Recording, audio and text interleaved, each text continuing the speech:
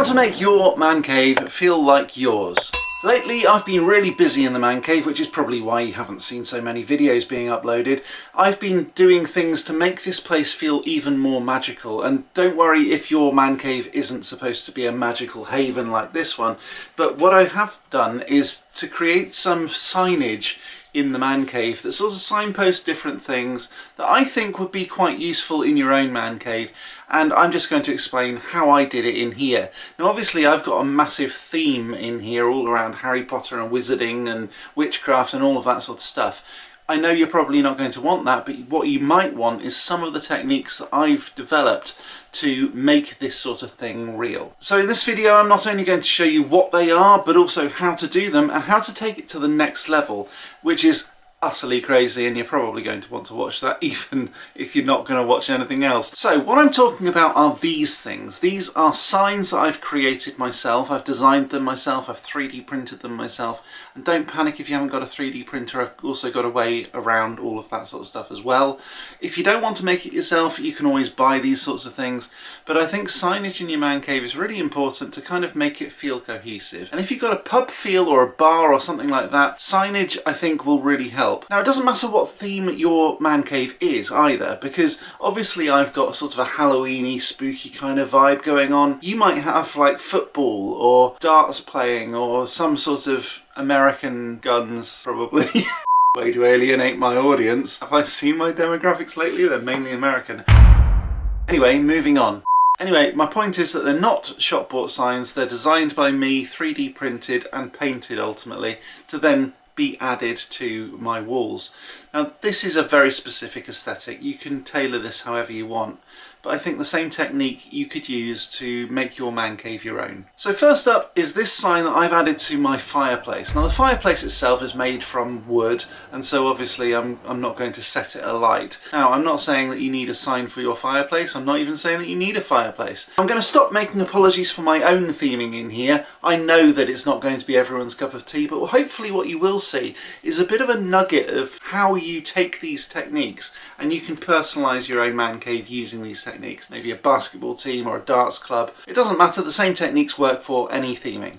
So the very first thing that I did in this magical man cave to make it feel cosy is to add this fireplace. Now obviously if you've got a real fireplace or a log burner or something like that, it could get quite warm, so you do need to bear that in mind. These signs that I've made are ultimately made of resiny kind of plastic, which means that they can melt at high temperatures. In fact, although this fireplace looks fairly real, it's because I chose a specific looking fake fireplace that has a mist effect to simulate the flames. So the fact is that this fireplace doesn't get hot enough to really worry about this. But this is what I did. I created this sign to signpost people to buy flue powder at the bar. That's a Harry Potter reference. Those of you who know will know. But Harry's never travelled by flue powder before, Mum. Those of you who don't will be like, what on earth's flue powder? Flue powder? Have a look at the movies, it'll explain everything. What I did think initially was that I would have a flower pot full of dust, a bit like the Harry Potter second movie. Here we are. Where they grab a handful of ash looking stuff, throw it into the fireplace, big green flames, and then you sort of vanish into the fireplace. Obviously you can't do that because first of all magic isn't real, sorry, shocker, and the second one is that I didn't want all the dust to go all over the floor. So what I was thinking was that in order to explain away the reason why a wizard pub doesn't have a flue powder pot, I thought, well, this is a bar, this is for public use, so we wouldn't want people coming and going using a fireplace in a bar like that, so wizards have to buy the flue powder at the bar. It seems to make sense. So I thought, well, let's put a sign up saying please purchase flue powder at the bar. And yeah, look, I know I'm bonkers. And yes, I will explain how I make these in just a moment, but I needed to show you a couple of other things. So the next up is a bit of signage that I'm using to explain away why I've got a huge number of wand boxes. Now obviously, as you can probably tell behind me, I've got some wands in this collection. This is by far not all of them. In fact, in my office I've got probably about another 40. So that means that I've got a lot of boxes hanging around in my house. So I thought, well, I'll just put those into a display in the man cave. They seem to be quite a sort of Ollivander's magic wand shop kind of deal. So I thought, well, I'll just put a sign up saying wands 7 galleons. Because they're in a box, you can't see them anyway. So I thought, well, I'll use the empty boxes as a display instead of just junking stuff up. So rather than just having piles and piles of boxes that I didn't know what to do with, I thought I'll put them front and centre and make them a centrepiece using a sign that I've designed myself. And so I created this one. It says, Genuine Ollivander, wands, 7 galleons. And again, so because this theming is about a wizard pub, I thought, if it was a wizard pub, then it would be a public space and people might want to buy wands in a public space like this. I know it's a little bit fringe, it's probably not the sort of thing that might be purchased in a pub, but I thought, if wizards are gathering here, why not? But most importantly, it gets rid of some junk and it makes it a centrepiece that you want to look at as opposed to just something you want to hide away in a cupboard. So I thought, hey, why not? Next up is the wand weighing machine. Now I think a lot of people, because when they come in here they don't necessarily know what the wand weighing machine is or how it works. I thought I'm going to signpost that as well. And the way I did that was by creating this sign that said, please weigh your wand before purchasing potions. This is it, but I haven't finished painting it yet, and obviously you can tell. So I'm going to put that just above the wand weighing machine on the side of the bar on the wall, just so that when people come to the front of the bar to ask for a drink, they can see it and I can point it out and just say, please weigh your wand before purchasing potions, and then it draws attention to it immediately. It just seems to be the most logical thing to do, I think. And so these are the sorts of things that I want to do in the man cave that really draws attention to stuff, right? So I'm thinking these sorts of signs, they are curiosities in their own right, of course they are, but I also think that these can solve certain problems as well. And if you were to apply this sort of solution in your own man cave, I think it would probably make your man cave better. So how do I make these things? It's actually fairly easy. So you first start out by going to, in my case, ChatGPT. Potentially any image generating AI software will be able to do this, or you could make it yourself. And so I created a prompt that said, give me a black and white monogram style silhouette version of a plaque that has these details in it. So for example, for the flue powder, I would say, give me a magical looking Gothic style black and white monogrammed silhouette style plaque design with these words on it. And it says, please purchase flue powder at the bar. I also said, include some sort of magical symbol like a cauldron giving off smoke and bubbling. And it did exactly that. Now I think this was around the first, maybe the second, possibly even the third go of doing this sort of stuff. But because of the way that I did it using AI, you can do this sort of thing in minutes that would otherwise take you hours.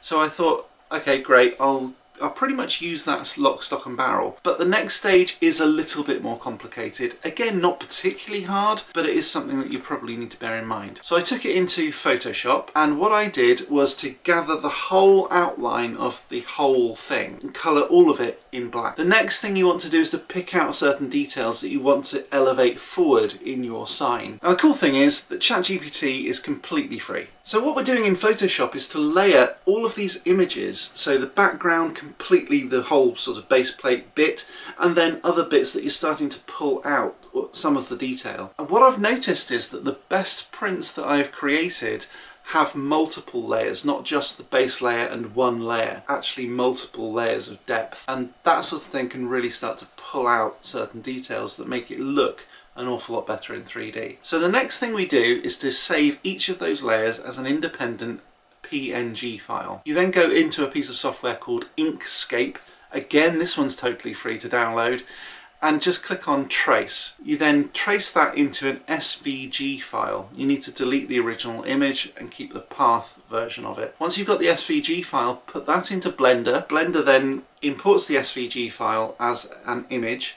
You then click on it, press F3, type in the word mesh, which then turns it into a mesh. But at this point it's only completely flat as a single plane. You then click on that, press the tab button to enter edit mode, press A to select everything in that object, and E for extrude. What E does, or extrude does, is to pull it out so it's not just a flat plane anymore, it becomes a 3D object. Don't worry too much about whether you go too far or too shallow at this point, because you can adjust that a bit later on. So do that with all of the SVG files, and a pro tip here is to keep them all exactly as they are at the moment. Don't scale them just yet. You probably will need to scale them because normally they're very small. Right now, don't bother with that, just zoom in instead. Trust me, it'll save an awful lot of hassle later. So once you've done all of that, because you've just imported all of them into the same place at the same time without moving them, without scaling them, that then keeps the whole orientation and it keeps them exactly as they were in Photoshop. That's really important because as we start to extrude out, we need to make sure that they are in the right place. Sometimes you're going to need to hide them using the little eye symbol so that you can see what's going on, frankly, because if you start to pull things out, then sometimes some of the other things get hidden. But once you've done all of that and they're all at nice little levels, then you can gather the whole lot in one go and then start to scale it up using the scaling tool. The other thing you can do, of course, is to join all of these things together, and that's probably not a bad idea at this stage. You might then want to do that later. You might want to maybe adjust the depth and all of that sort of stuff. So if you don't want to join them just yet, don't. But obviously it will all need to be joined before you put it into a slicing program like Lychee or something like that. Then put it into whatever your slicing program is and print it as a 3D print. Now this is the cool bit. Nowadays it's very, very cheap, very easy and very quick to create these things very cheaply. So probably about £1 per print, maybe even less than that. But by doing this sort of layered effect, you can create a sign like this really quickly, really cheaply, perfectly customized to whatever theme you've got. So if you've got, let's say, Aston Villa, I know Man Cave Bartender, for example, likes Aston Villa. All you do is just take the image of Aston Villa, put it into this program as a monogram file, and then you can extrude it out to have this little plaque saying Aston Villa. So for the Man Cave Bartender, for example, you could have the Aston Villa logo and say Man Cave Bartender and just have this tiny little plaque. You could even have a really offensive sign saying license to sell intoxicating liquor until you're too drunk and then we'll boot you out. You know, those sorts of things are totally doable nowadays. You can do whatever you want. If you think of a funny joke that you really enjoy, you can have that, and it's almost like tattooing your man cave using these signs that you can create yourself, and they'll look professional. Why would you not want to do that? So if you've come this far in the video, don't leave yet. There are some cool other things that I need to tell you, but please do click that like button, subscribe and ding that bell, because I really appreciate the interaction and it helps with YouTube as well. It costs you nothing. So if you've got this technique down on making all of these sorts of things, the really cool thing that I'm going to be doing next is over here near my magic mirror. Now this is a bit like the Disney Smellitzer. So you know when you go into the Disney theme parks and you smell all the smells and you sort of feel immersed in that world. Let's say, for example, the smell of smoke in Spaceship Earth, or the smell of the pirate water, for want of a better word, in Pirates of the Caribbean. Those sorts of smells are very evocative and create memories. And what I was trying to do was to almost copy the same idea into the man cave. Now obviously for commercial reasons I'm not able to copy the patent that Disney have got to create the Smellitzer, and frankly I don't even want to know how they do it. I know that it involves sort of blasting something out and sucking something back in again. I'm not going to go quite that far, but what I am going to do is to have a way of blasting multiple different scents depending on smart home triggers. So for example, if I've got a fart machine going off, then I want to blast out like a sulphur smell. But other times I might want smells like chocolate or peppermint or gingerbread or something to come through that Smellitzer to really immerse people in the world. And I just think it would be really cool to have that sort of thing. So for example, in here sometimes you have thunderstorms going off, and if you haven't seen that already, click on this video. It's all about how I created thunderstorms inside. So when that thunderstorm goes off, I kind of want the smell of rain to come through. The smell is called petrichor, and I do have a scent for it. And I want that smell to come through automatically just by me saying let's start the thunderstorms, and it'll send through a signal to whatever's controlling that smell machine. Haven't quite decided on that yet, and it'll just make the smell come out. There are lots of different ways of doing this. Now that definitely deserves its own video, so I'm going to do a whole new video about that, and also a video about the magic mirror, which is going to sit above the Smellitzer. So there it is. I'm going to basically use the same technique as this video to create the grill for the Smellitzer. I'm going to call it a Smellitzer. I know it's not really, and that's probably a patented term by Disney, so please don't sue me. I fully respect everything that Disney are doing. Please don't sue me. I know they're very litigious. So yeah, I suppose a smell machine more than a Smellitzer, but it's going to be basically the grill of that smell machine. It's just going to eke out smells into the man cave. That's going to make everything look wicked. Now I will go into a little bit more detail about what the Latin means on the next video, but basically spirare veritas gravitas means the breath of truth, roughly translated. So it's just to sort of evoke that feeling. Like I say, it's going to be another video. If you did like this video though, please click that like button if you haven't already. Please subscribe if you haven't already. I really appreciate the interaction, and I will catch you in the next video. But until next time, as always... Play magical.